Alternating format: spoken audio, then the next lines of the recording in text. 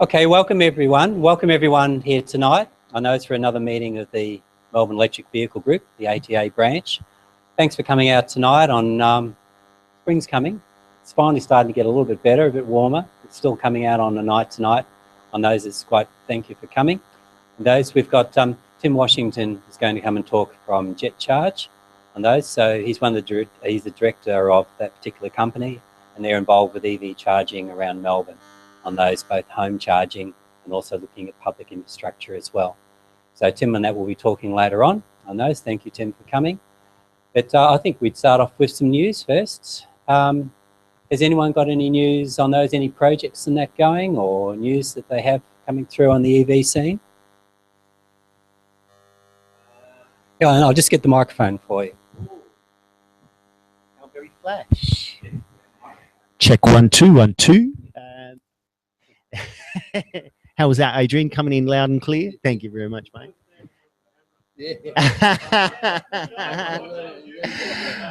I'll take my shirt off first.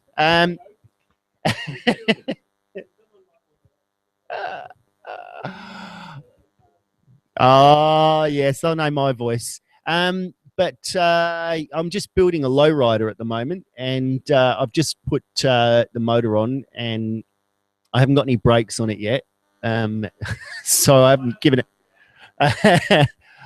So I haven't given it a big fang yet, but it's it's turning out really nice. And Paul made a little 5 amp hour battery pack for me to use. It's just a little bit of a testing battery pack, and yeah, it's going really nice. Just some new motors that we've brought in, and they're a cracker. Heaps of torque, and I'll just get it happening on 48 volts at the moment, but I think I might lift it to 72 later and see if I can get even more torque and possibly hospitalize myself on it. Lowrider is like a stretched bicycle frame, so it's running 24-inch wheels and 3-inch wide tires, and it's got a Springer front fork. So the Springer front fork is is sort of similar to maybe a 1940s motorcycle front fork with a single spring and 2 arms on either side running down to the wheel. So yeah, it's a bit of an old school sort of front fork, but it looks really cool, and I'm loving it at the moment. So I still got to make I think I'm going to make a faux petrol tank and put the batteries and the controller and stuff in there, but I still haven't decided on the construction method for that. I'm going to be a bit finicky about it. I'll quickly make an announcement from the series Mercedes 2-ton Sprinter electric van is up for sale. If anybody wishes to make an offer, speak to me afterwards and I'll forward it through to series. It's going to go up on the ATA and the the AEVA website soon. If anyone's interested in pardon? Make an offer.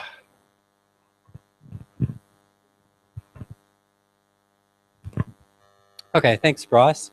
On those, any other news on those that's been happening? Are those, maybe if you'd like to talk about the Tesla launch on those? On those, since come out the front. So Tesla had launch of their P90D, the dual motor one down at Avalon. So one of our members went along to the launch.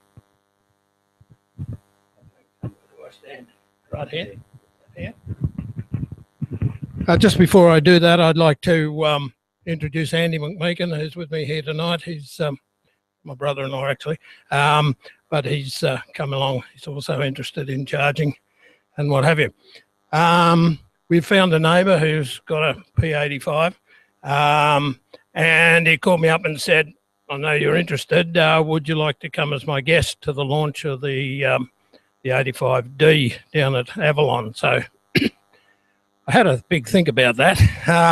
Anyway, I got there with him the trip down in the P85 was interesting. I don't know if any of you know Trafalgar on the highway coming through Gippsland.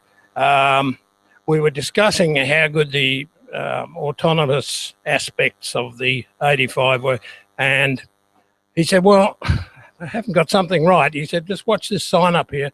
And we came to a speed restriction to 80 Ks, and the damn thing always thinks it's 30. And you can't work out why. It's just a curiosity. There'll be a reason. There'll be reflection or something. And at one point, we could see around the corner and all the cars are lined up at the traffic lights. And he just let the car go on by itself. And suddenly it accelerated. Now, we could see there were cars around the corner stopped there, but it couldn't. And it started there, and then the radar focused on the cars and it stopped as we straightened up behind them. But anyway, just little details there still to work out. Anyway, we went to the Avalon airfield to the launch of the D, and D being dual motors, and not the 90D. I don't think there's any. Yeah, I don't think there's any 90Ds in the country yet, but I may be wrong. It's an 85D. Now, I'd read all about them. I watched all the videos. I knew the lot. I was quite ready for it. And I had 3 passengers in this car, and the driver said, "Do I have your permission to drive fast?" Yes.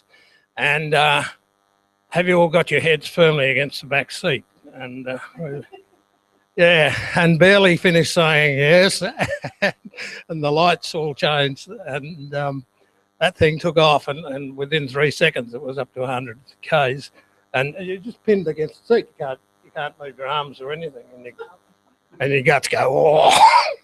So we actually had 2 goes at that. That was rather good. They also had some witches' hats set up, and away went once again, 4 people in the car, and well, he's got round 2, but he's never going to get the 4th and 5th, but he did. And the strange thing was, of course, the car's sitting level. It's not, it's not tilting over the way you expect a car when you're pushing it to the limits. And the third thing they had for us was, apart from all the wine and nibbles and stuff, which was good, they sat one of their cars over the other side of the hangar, and then the driver said, "I'm going to accelerate towards that car there, and then halfway across the floor I'm going to let go and let the car see if it'll see it and stop." That really was a bit scary when it was really building up some speed, and then it suddenly, he let go of everything and it just locked itself up and stopped easy. So it was probably one of the better nights. Yeah, it was really good. Okay, thanks for that. Because I was reading up, of course, about with the P90D, it accelerates, this is the 85D on the launch, but with the P90D, it accelerates faster than 1G. So the car actually accelerates faster than you would if you were falling off a building. On those that they say, its acceleration is over 1G. So it's a bit hard to, imagine features. You'd have to be there and then experience it to be able to experience something like that. Okay, and I've got a project coming up too. I've been negotiating to buy a Ford Capri. So there's one up in Sydney on those that I've been looking at for a couple of weeks, and after discussing them. And so Richard is going to help me. He's going to bring the car trailer up, the tandem, the car trailer, and we're going to go and pick it up this week and bring it back. The car needs a battery repair. It was built in 2008, and it's standard DC series type car. It's a Ford Capri, and I'll be looking forward to fixing that. And then I'll have an electric car on the road and that as well. So that's good news. I'm excited going up to have a look at that. Is there any other news for tonight? Anyone else got any projects or anything that they wanted to talk about on those at the back? I'll just bring the microphone here. We've got someone at the back there. Oh, we just wanted it for the YouTube.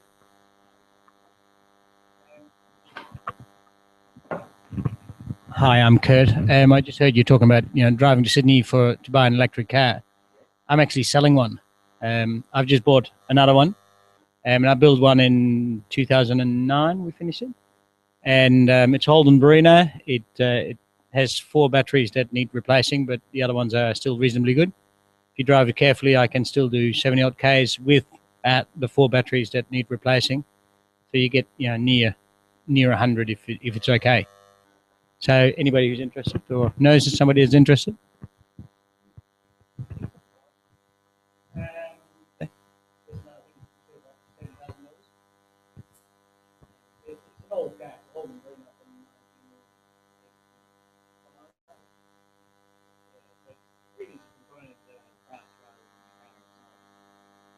I've been driving for 5 years.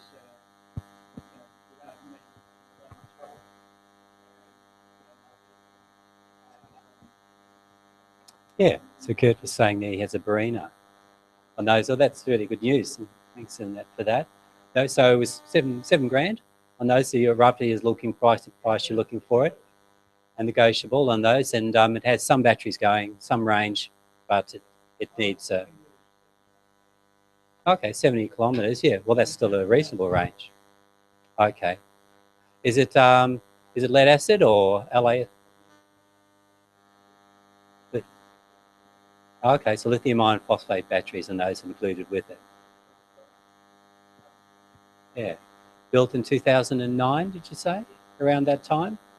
Okay, so that's another car that's coming up for sale on those. So those if someone could contact the ATA or our Melbourne EV group if anyone out there is interested in buying it, and also let the members know that that's available.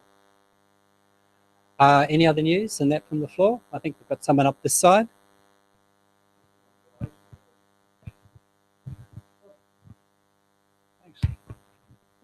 Keith Noyes, just got back from Germany last week in Amsterdam, the home of the bicycle, and made a point of going to 3 or 4 large shops that market bikes and a prolific number of electric bikes on the road, as you might imagine.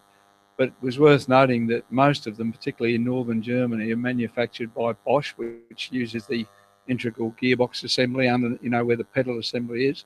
But yeah, the electric bike is very well respected in that country. It's fantastic. No, so it's a comment there. Electric bikes are very popular in Europe on those, especially in Netherlands. And we're noticing the electric bikes now are changing over to mid-drive on those from the, the hub motor system that we've done. And the Bosch one seems to be very popular in Europe on those as a good mid-drive system. On those, and then well, we've got Bafang, which is the Chinese one on those. It's another popular one that's starting to go around the world. Okay, well, I think I'll announce Tim now on those. Tim Washington is our speaker for tonight. Tim is from Jet Charge on those, and he's going to talk about EV charging and that, and want to welcome Tim on that and coming along to the meeting.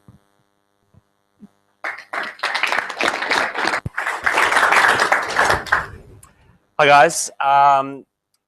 First ATA meeting for me, so great to see so many enthusiastic people here. Today I wanted to talk to you about EV charging, but I didn't really want to talk about the technicalities around EV charging, because I'm sure there's plenty of people in the room who could teach me a few things about the technical side.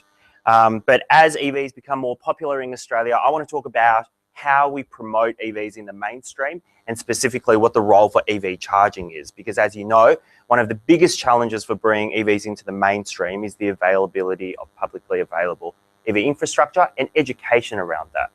As EV owners, we know that the majority of our charging is done at home. So, or at work, if you're lucky enough to have an EV charger at work. But the public don't know that.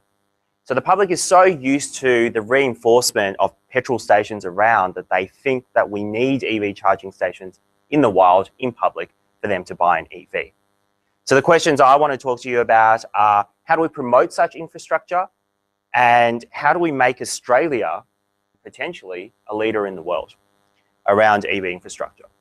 So this is what I want to see. I want to see Australia beating the world at something, but specifically EV charging. And this is Norway. So as you guys all know, Norway have very generous incentives, and this is just your average street.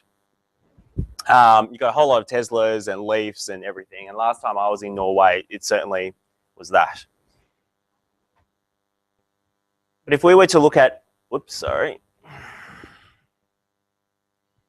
If we were to look at Australia today, this is what we get.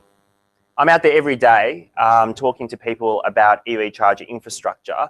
And even a year and a half ago, I literally had one developer say to me, why would we do that? That's stupid. For a lot of people, this is an emotional thing. It's not a logical, it's not an evidence-based thing. It is a, we're used to petrol cars, why would we support electric? They're dumb. So my question is, how do we go from something like this to something like this? I don't have all the answers, so I was hoping to speak to you guys about it. But first of all, who are we? Why should you listen to me? Why am I up here? Who are JetCharge? So JetCharge are a relatively new player on the market. We've been around for a couple of years. We supply electric vehicle charger infrastructure specifically for the home. We're trying to bring them more in line with world prices. Because at the moment, for you to buy an EVSE on the market, it's quite expensive. I was going to bring a few around, but I was like, oh, it's too much of a marketing thing. So just go on our website if you want to have a look at some of our equipment. We install them, so we don't subcontract out, we install them ourselves. Everyone's employed in-house, and that basically means that you have an electrician who comes around who actually knows about electric cars, who's passionate about electric cars, and doesn't install your equipment and then turn around to you and say, so why are you buying an electric car? We're also public charging network operators, which means all know ChargePoint, so we're offering an alternative that's based on OCPP, and that's going to be launched into the network this year.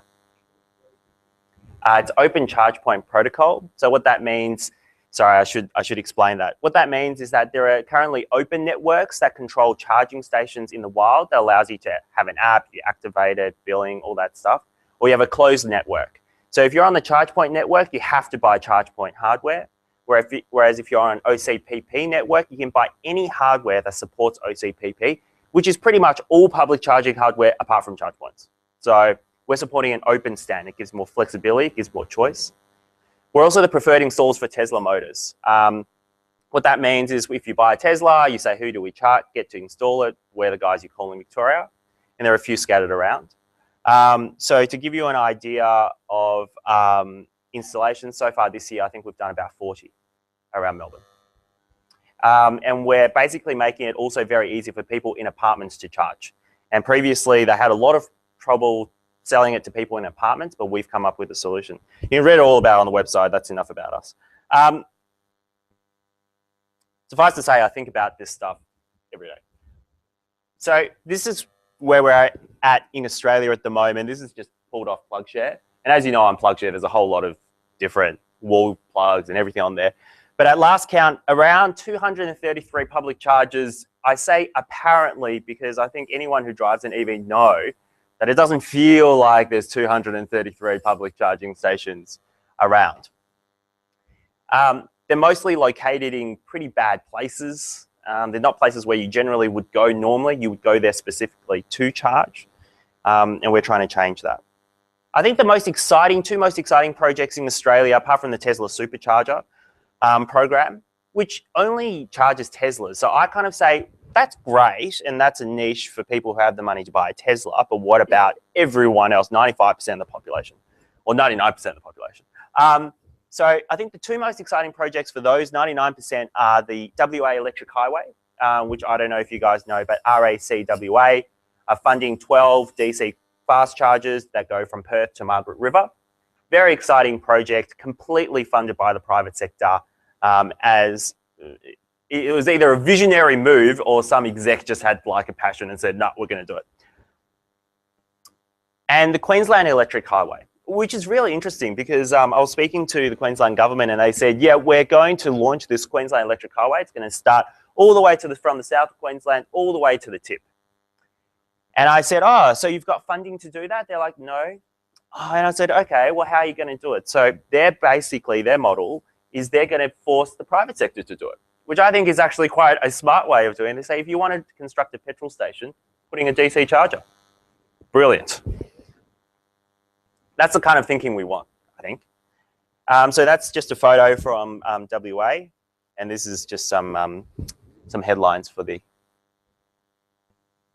Queensland project. Let's compare that to the rest of the world. So in the Netherlands, they just announced 33 million euro for the build out of EV charging stations. In Norway, you all know the incentives. I don't need to go through those. I love the Estonia electric highway. People don't really think about Estonia. It has a population of about 1-something million, but they are going to have the first comprehensive nationwide electric highway. Puts us to shame, I think. The US invested hundreds of millions of dollars from 2009 to 2011. Sure, some of those companies have now gone bankrupt now, but they've been folded into larger companies. And so they were quite visionary. The US, I don't know if you know this, but Barack Obama said we wanted 1 million electric vehicles on the road by 2015. That hasn't happened, but it is a stroke of, I think, vision by the government to lead the private sector into something. And it's something we lack in Australia. In the UK, they're committing 400 million in total. That should probably be pounds, in total to 2015, which is just incredible. So some of the headlines you'll see, I see them all the time. This is for the Netherlands. And regardless of your political allegiances, I'm not, you know, it is what it is. But regardless of that, there is absolutely no one can doubt that there's nothing. There's crickets chirping basically here in Australia.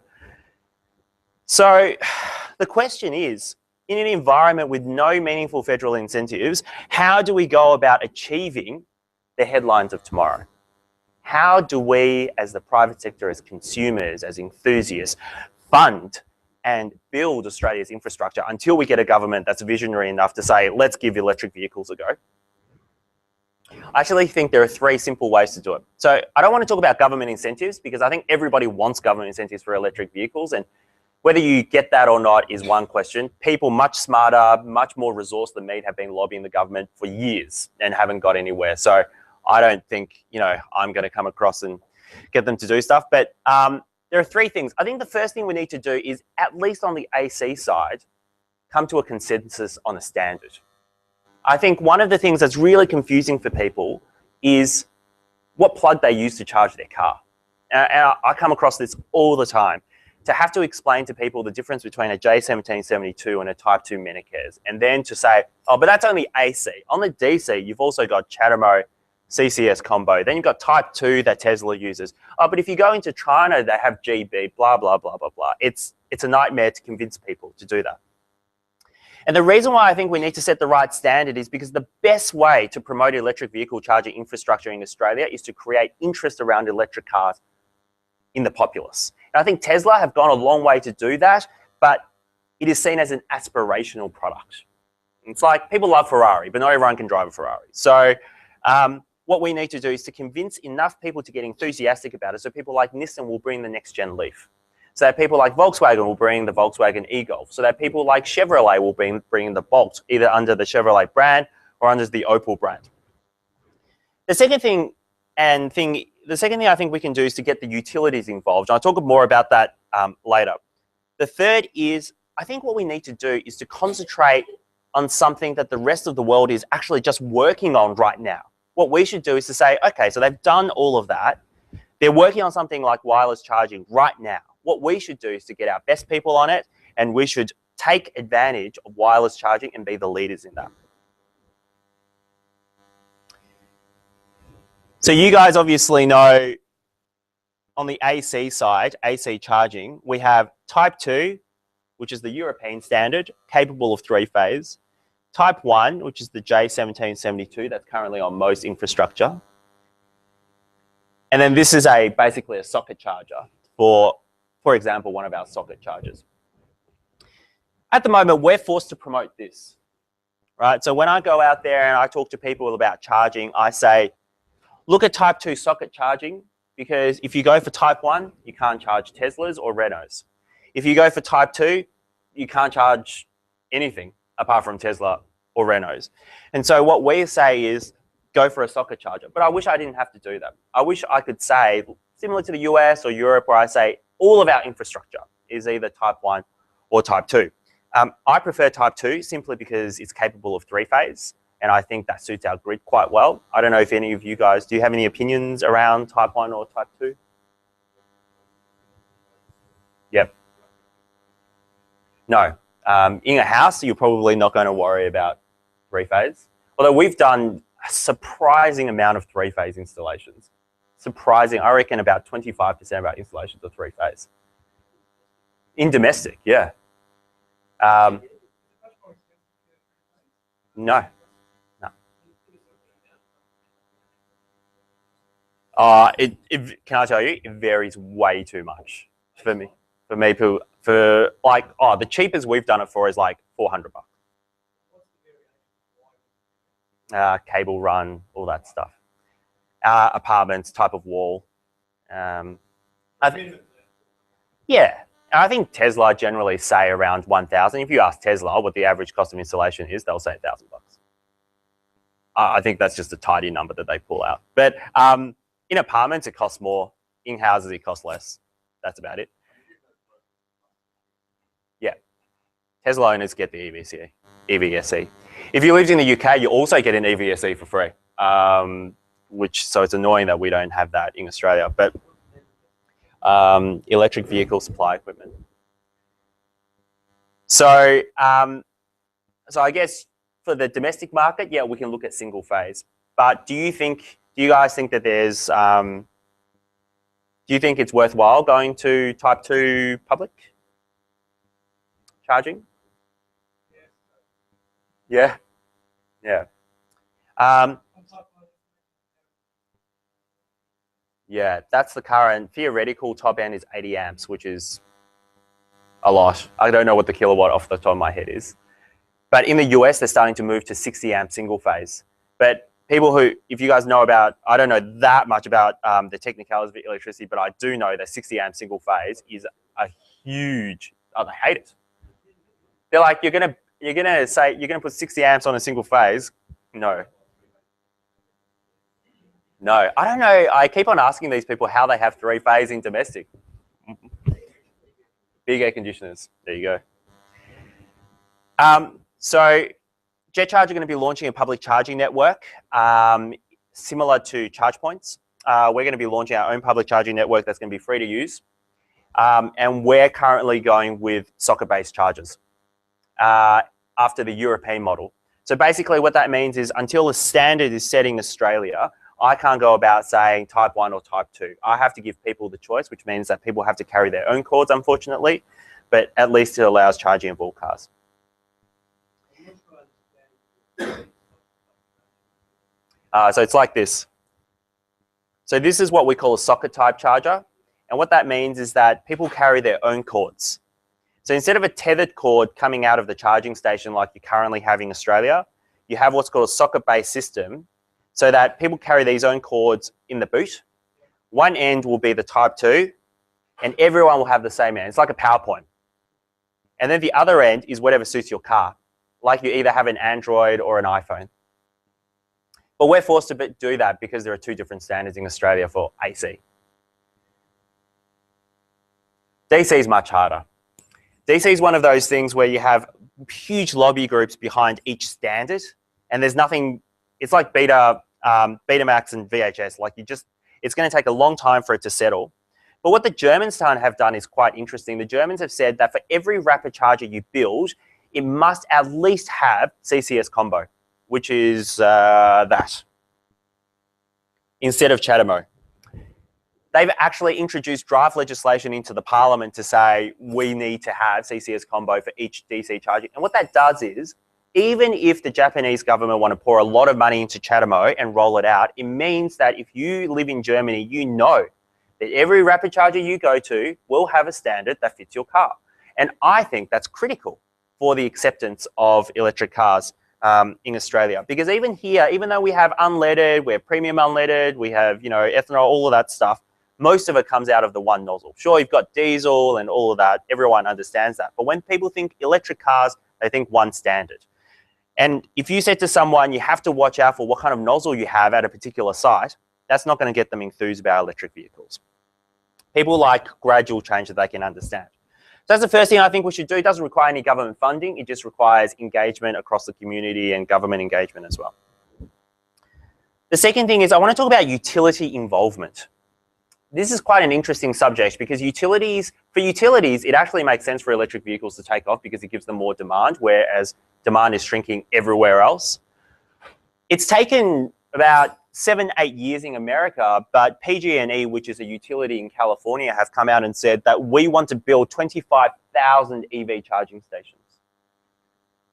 And that basically accelerates EV adoption because they're going to be everywhere. And how are they going to do that? They're going to get $654 million. But that's not going to come from the government.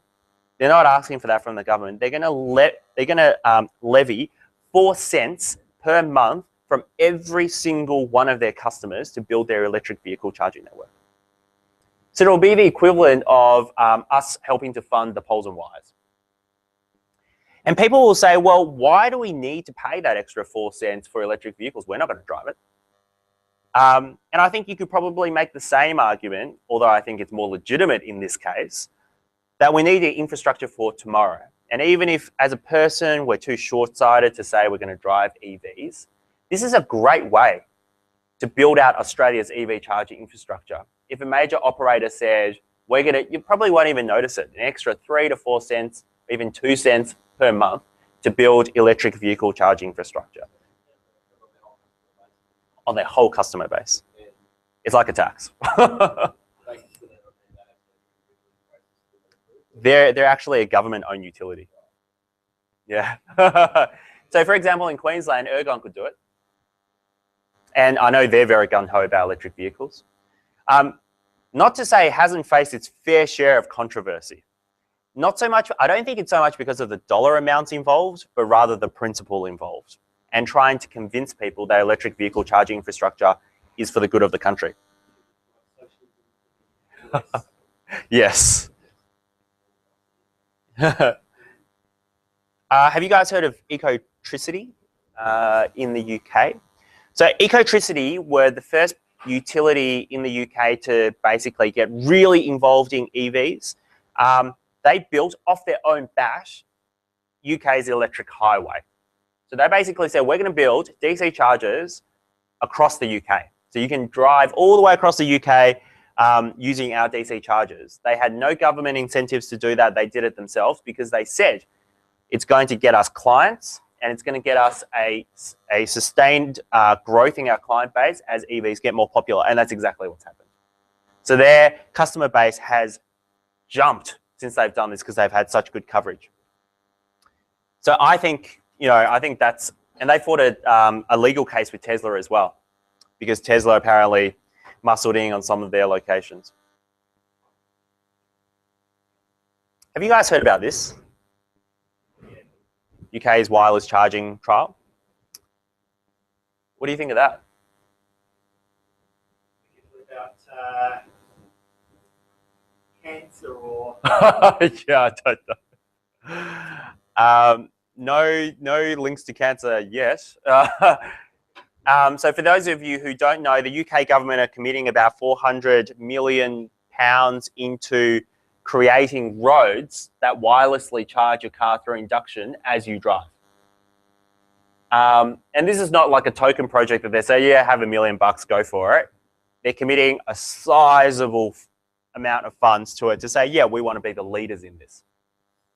So basically the idea is as you drive along this freeway electric cars only, you can charge and you don't actually have to stop anymore. Think about the possibilities for freight, for electric trucks, for logistics, for, I don't know, just everyday people driving along those roads, not having to stop. It would be a game changer if they could pull that off. And the signs are good. So Qualcomm are developing one of the first electric vehicle chargers in the world. They are close to production. So word has it that the Kia Soul EV, that's not available in Australia, is going to ship with inductive charging in 2017. BMW are also looking at it. So wireless charging is obviously very important for autonomous vehicles because it's a choice between that or Tesla's scary robot arm. I don't know if you've seen that. I don't know how I feel about that. I think this is more palatable for me. So apart from the health scares, I'm not exactly sure what the health scares are. I think this will go a long way, and people love this. Plugging something in is not a big deal. But as soon as you tell people that they can wireless charge, They say, I'm going to buy an electric car. That's too cool. It's just so weird how different people react to different things. So eventually what might happen is you might have a whole fleet of autonomous electric cars that rely on wireless charging. And the sooner we get there, and I think as people see that technology progresses, I think that's going to improve the acceptance of EVs in Australia. What's that? The self-driving car?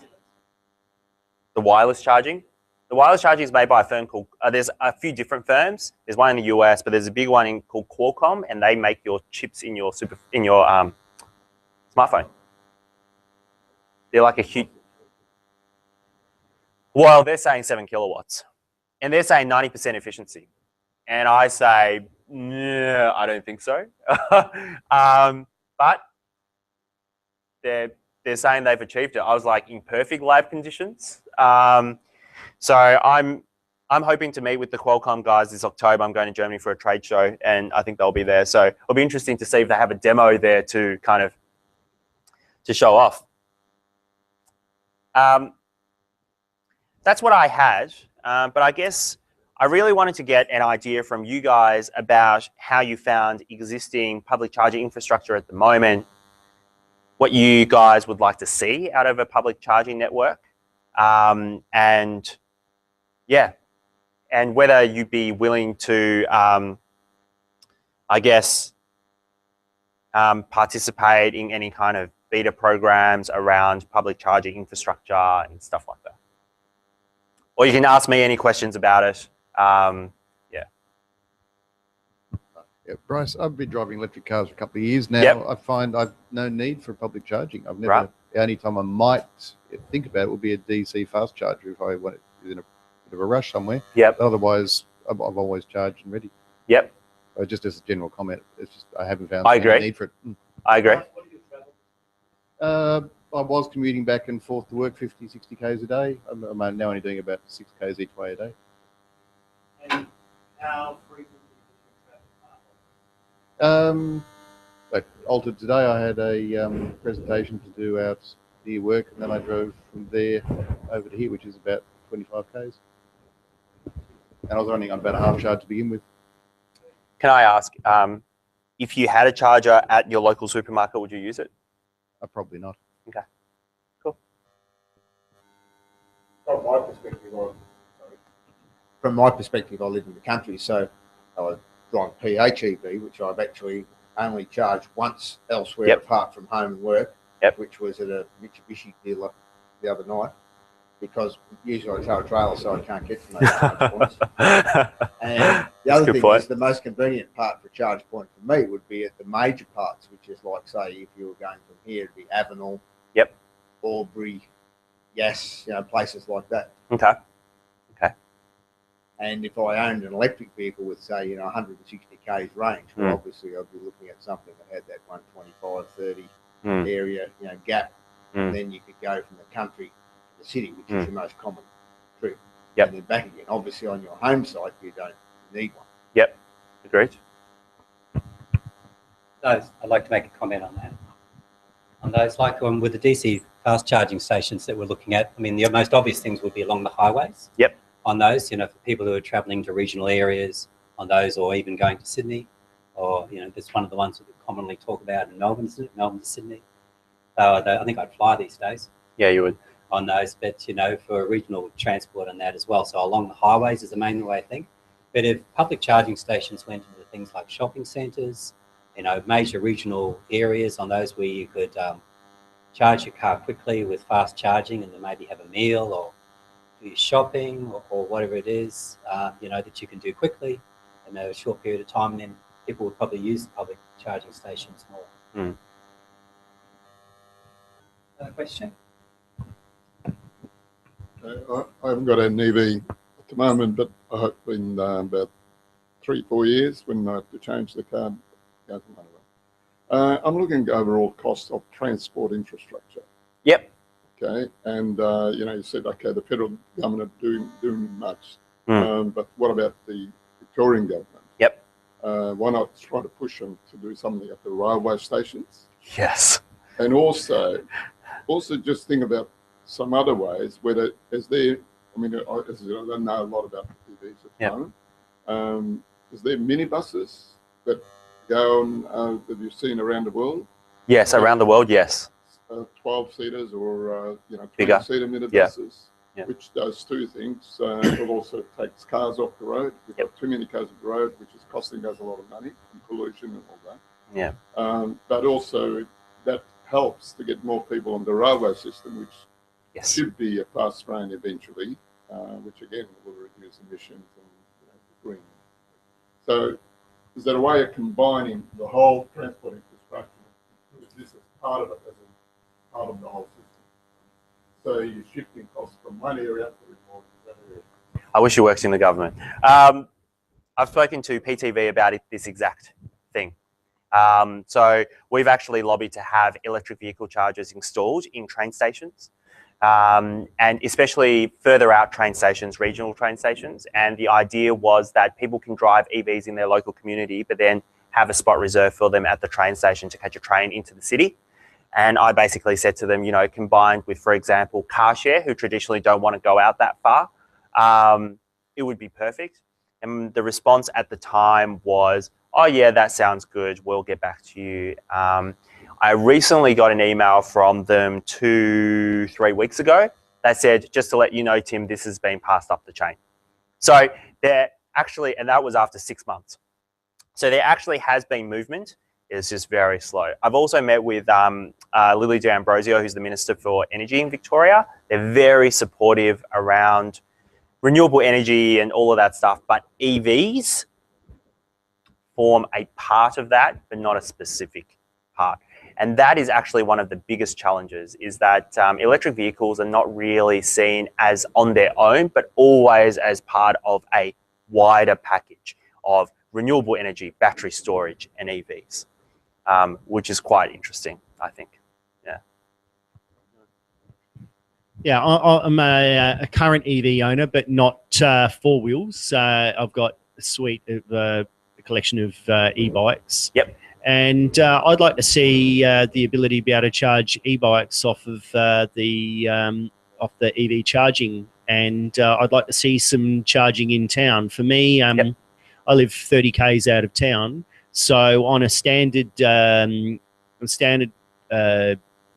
battery motor combo that I use, I'll get into town, but I won't get back out on a single charge. How do you charge 10 amp, like a GPO, or like how do I charge in town now? Well, how do you charge your bike? Well, I charge at home. Yep. And what's then the connection? when I'm in level 1. Yeah. Yeah. Yeah, just standard household juice. And I'd like to see some charging spots in town, but of course for e-bikes, you need to have some ability to lock them up so they don't go wandering. We're going to have that. Oh, you're a champion. You're a champion, because it's either that or I have to carry more battery, which of course is more weight, and that takes away from some of the fun of riding e-bikes. Sure. Not all sites, but our charging units will have a 10 amp outlet specifically for bikes and scooters. Oh, fantastic. Yeah.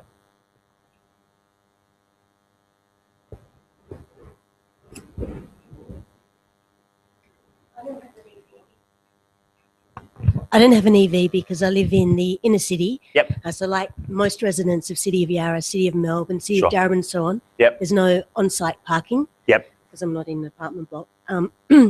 And so my car is parked, miles away. Yep. So I can't work out how I would ever charge it. But I'm thinking of getting rid of my car and using one of the car shares. Yes. Like Go Get, FlexiCar, Yep. so on. And so it'd be brilliant if you targeted them, because they'd be Yep. perfect for electric car. I do target them. Here's an interesting stat about electric cars and car share. If you had an electric car, even a plug-in hybrid, and a normal car sitting side by side, the normal, when I say normal, I mean internal combustion car, fossil car, dinosaur car, if you had them side by side, the dinosaur car gets used 4 times as much. And that basically makes it economically unfeasible for a car share company to have an electric car. That I blame partly on lack of consumer knowledge and education around electric cars, partly on the car share companies themselves, not educating the public, not offering things like reduced rates for electric cars to promote people using those. Because I reckon if you made it 10, 20% cheaper, you'll see a huge upswing in people using those cars. And it makes so much sense for car share companies because one, their costs of running it are so low compared to petrol. There's no maintenance. And actually one of the biggest problems for car share companies is aversion, which ironically is a dead battery. Because with internal combustion cars, if they're not in a very popular spot and they've been sitting there for a while, they've had quite a few instances where people go up and there's a dead battery. And I said to them, well, ironically, that wouldn't happen with an electric car because it'd be plugged in all the time. So, but yes, we are targeting them. They said that they're more open to it in, the official word is in 1.5 to 2 years time. But yeah, but if you wanted to charge, yeah. I'll keep you updated. That's one of my key target groups. If you want to charge and you don't have on-site parking, it's very tough. Does the apartment have parking at all in the apartment? Okay, in a house, yeah. Very, very difficult. I would say at the moment, EV is not for you, unfortunately, yeah. So in terms of the fee structure, because Bryce said like he charges at home, what are your fee structures around? Like once you've got the units out there, what is the price? It's free. Free. Yeah. So it operates under a freemium model, which my wife Ellen plays a lot of Candy Crush, and so I'm kind of like all about the freemium model.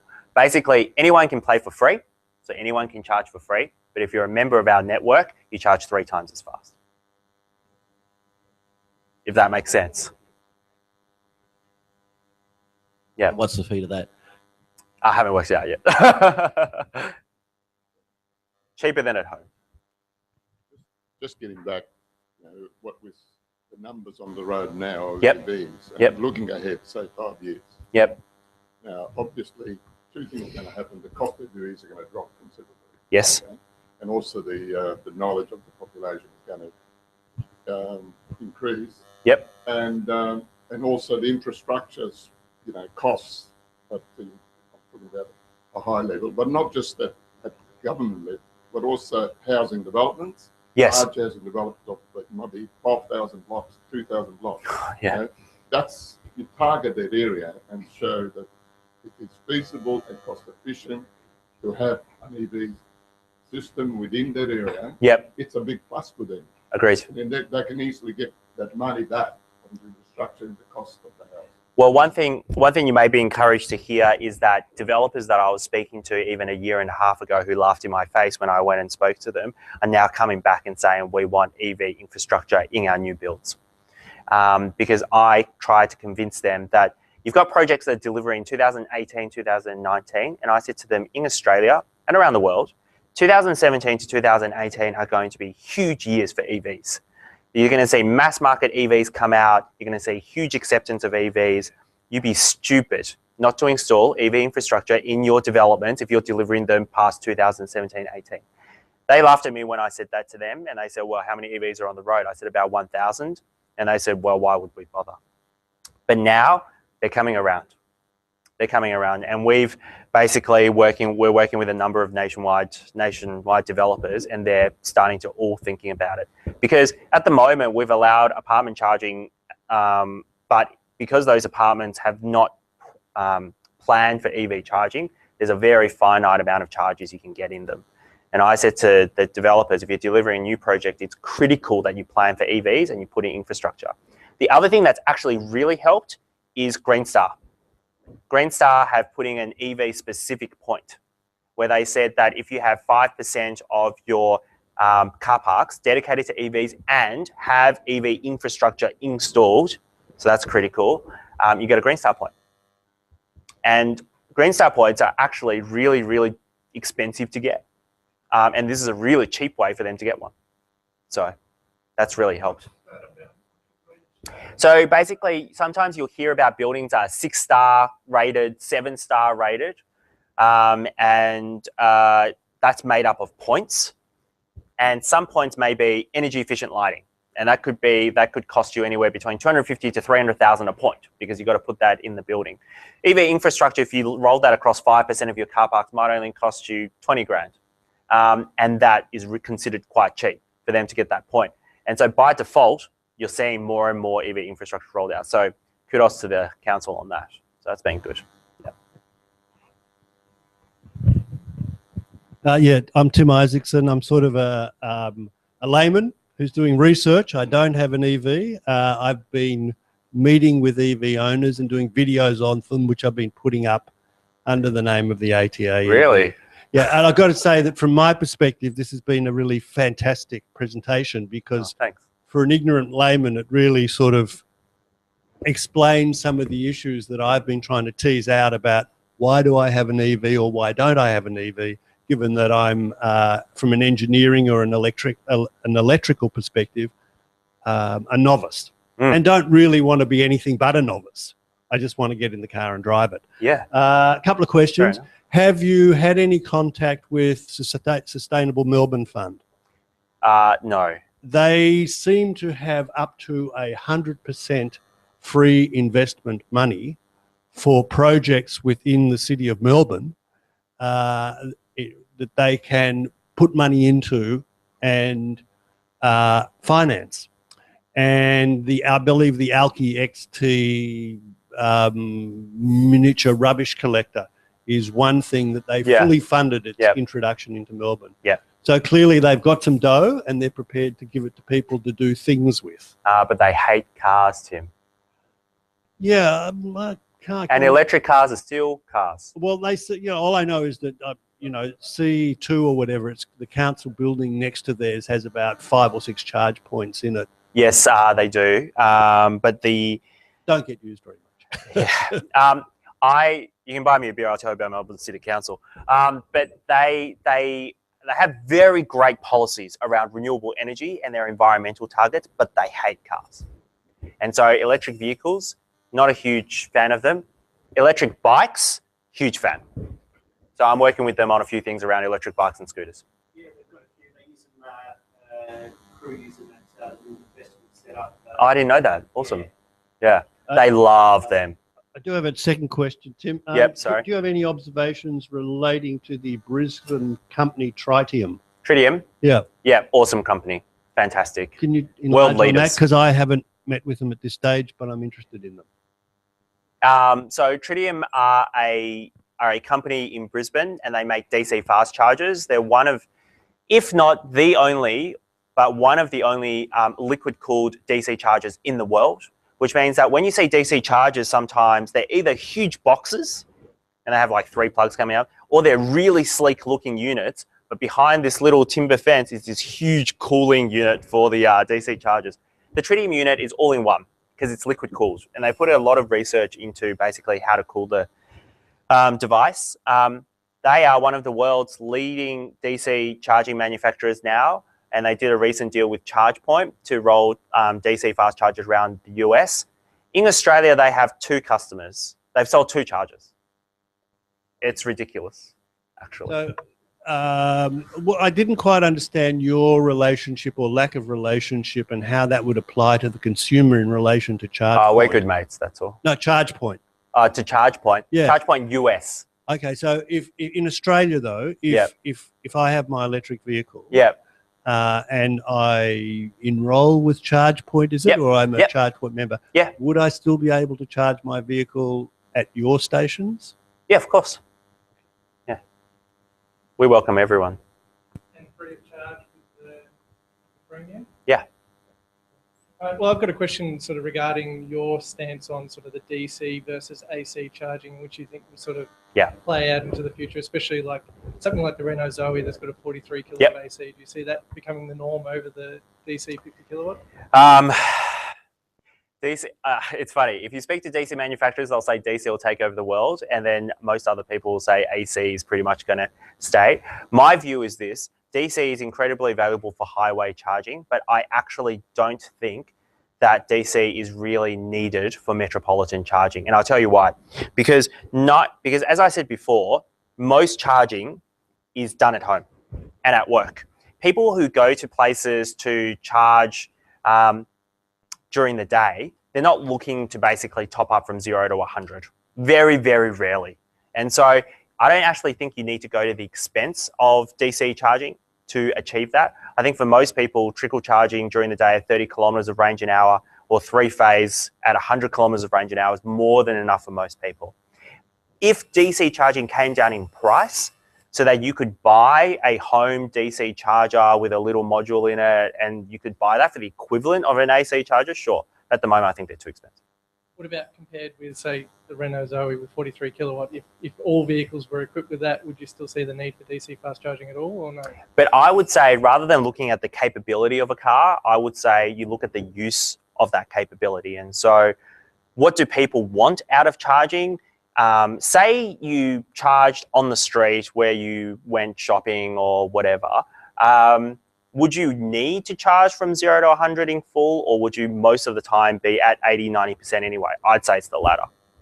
That's my own personal view. I could totally be proved wrong. And if you spoke to Tritium, they would say everything's moving DC. There's going to be no AC in cities.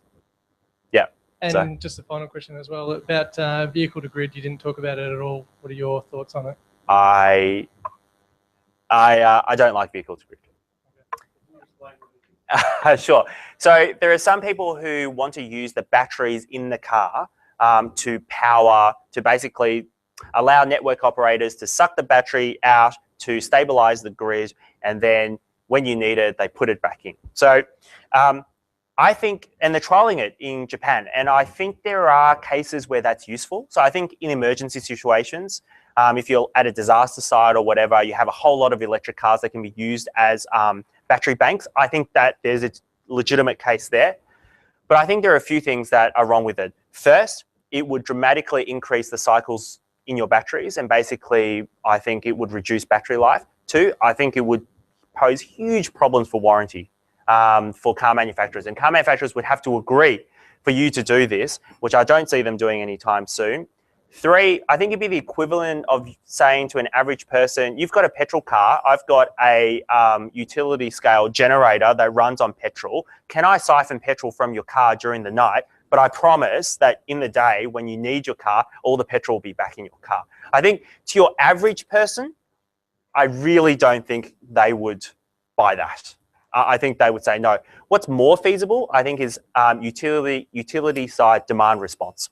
So basically them saying, huge peak load here, can we delay your charging for an hour or two while the grid stabilizes? And in return, we give you a rebate on your electricity bill. I think that's something that's a lot more viable. But vehicle to grid, I would say that if you want to use battery banks to stabilize the grid, or if you want to use battery banks to store solar, use batteries and don't use your car. Use your car as a car. I think. Thanks, Adrian. We've got a different sort of question round the other way.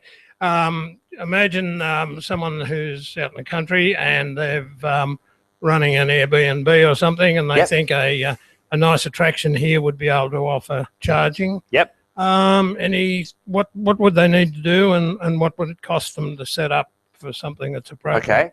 So there are a couple of things. The first is if you actually do run an Airbnb and you're looking to attract people with electric cars to come, Tesla have just launched a program with Airbnb where if you have a Tesla charger in your property, which they will give you the charger for free, you get featured on the Airbnb section, the Tesla section, basically. So I would encourage you to do that. The second thing I would encourage you to do is to just buy a really low cost, normal EV charger that you put on, basically put on your property and put it on PlugShare. So you can get one for about $1,000 or $900 something, and then to install it, depending on where you install it, might cost you a couple of hundred, $300, $400. That Tesla deal only applies in America, doesn't it? I think it only applies to America, but I think if you're really interested, I can put in a word for you and see if we can get it done in Australia too. Which I think they would be open to, actually. They would be open to. So I can ask them for you. Do you actually have an Airbnb property that you want to do this on, or do you? Yeah. You do? Maybe I'll get your details and I'll let you know.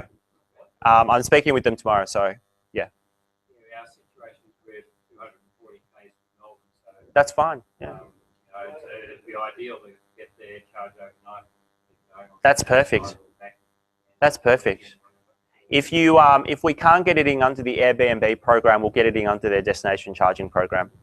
So that's basically where they also give you the charger for free. You just have to allow people to use it whenever. But I'm happy to talk to you about that. I'll get you in, don't worry. Yeah.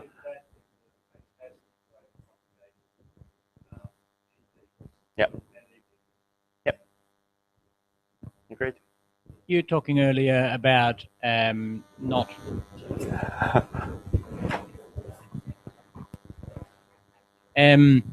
not liking car batteries to be used for the grid. Yes. But if there's a mass adaptation of electric cars, would that change your opinion then? Because then obviously the drawing from the batteries is much less. Yes. I mean, if there's 4% of cars are electric, then obviously that would be a huge draw on the few batteries. But if 50 or 50% plus, then obviously that would be much less. Yes. So this is quite interesting. I personally think that for the utility side, you have to look at why they want to do something like this. They want to do something like this to stabilize the grid during peak loads. That's why they want to do it. When do peak loads generally happen? During the day and during peak hour, which is when most people would need their car. So I would say, one, that doesn't really make sense. And two, they've done modelling to say that looking at off-peak charging, we can achieve 70% market penetration before we even need to do anything about the grid. So during off-peak, I don't think it's an issue. And I would say that as batteries get cheaper, and Tesla Powerwall, people say it's really cheap. It is what it is. It's not that cheap. But as batteries get cheaper, I think more people, utilities, will start just building battery banks of their own and just drawing from that. Yeah, they already are, absolutely. So I actually don't think, even if it was technically feasible, I question whether the average person would allow them to do it and whether they'd be happy to do it.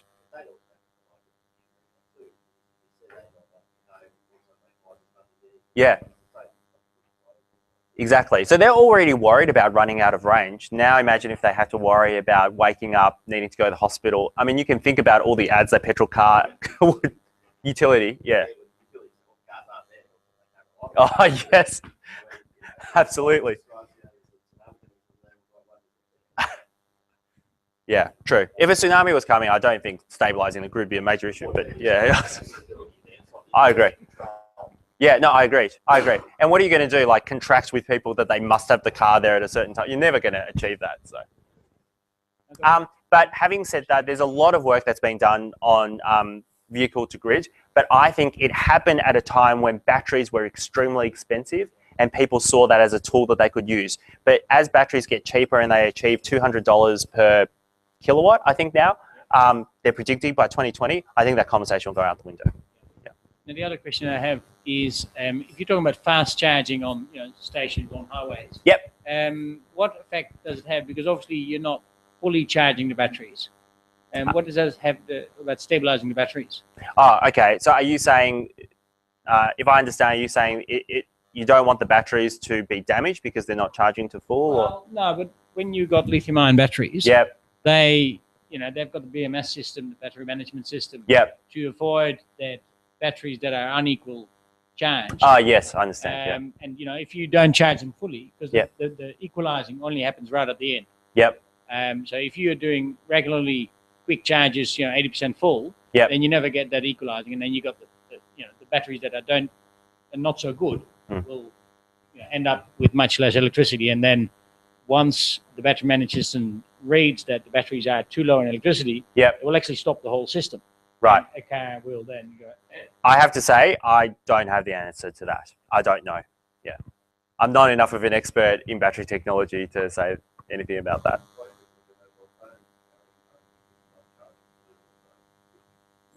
Yeah. Yeah. Yeah.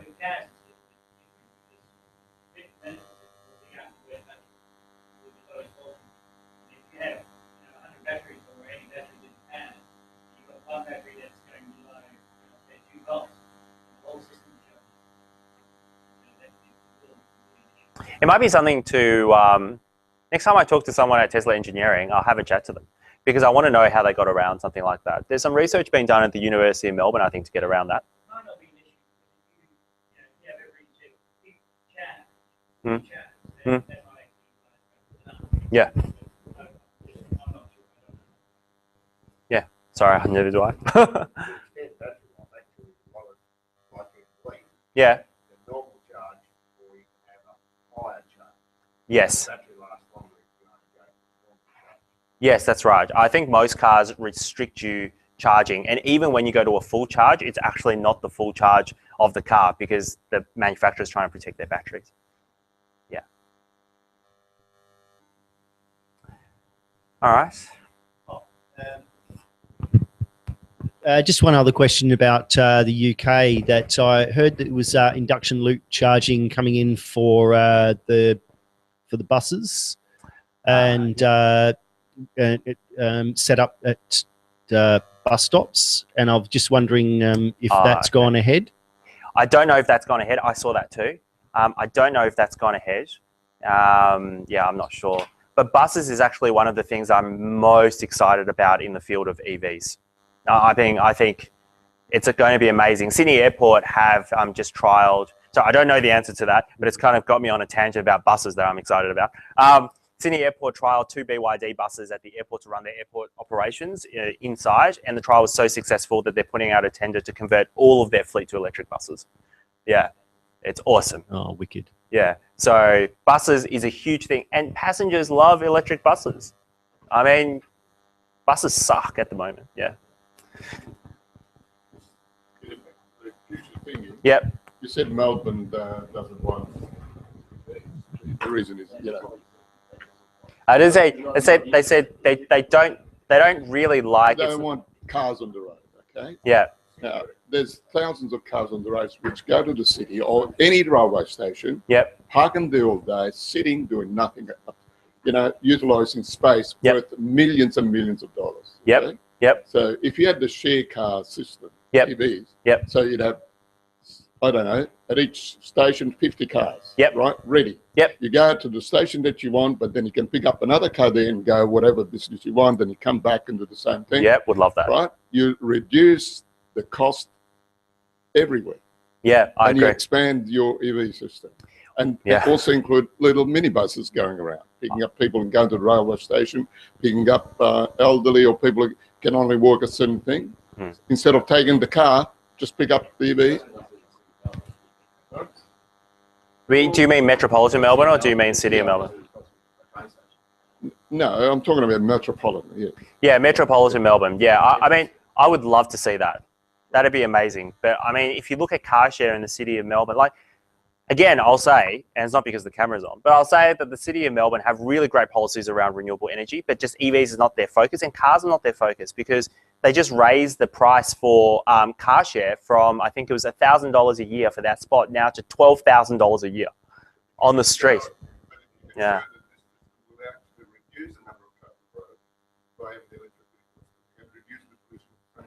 Yeah, I think car share companies have already tried to show them that, and the fact that they're electric doesn't make a difference for them. So after speaking with the car share companies, they've talked about stuff like that. Don't worry, I'm trying very hard to get PTV to move, but you have to understand that PTV actually is only one part of the equation. There are 2 or 3 different bodies that look after the metro rail system, and they all have to agree. No, VicTrack and yeah. Well, we'd like to wrap it up there now. Thank you, Tim, for coming along and talking to us. And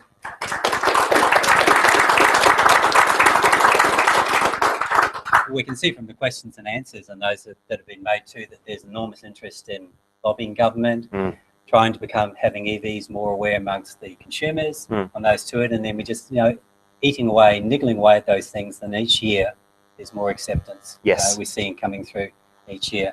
And as you're talking about in 2017, 2018, some of the new models that are going to be released are electric vehicles that are being planned at the moment. So we're seeing a lot of new technology coming through. Yeah. Buses and the airports is a no-brainer. Yeah. They're pretty obvious ones, isn't it? Shuttle buses that run around airports or go through very short circuits. Skybus. Yeah. I know it's an obvious thing for EVs, but we know some obvious ones, but then we'll see more and more acceptance coming in as some of the other instances are taken up. Agreed. Yeah. Okay, thank you. Okay, for coming thank along you. and then Cheers. talk to us.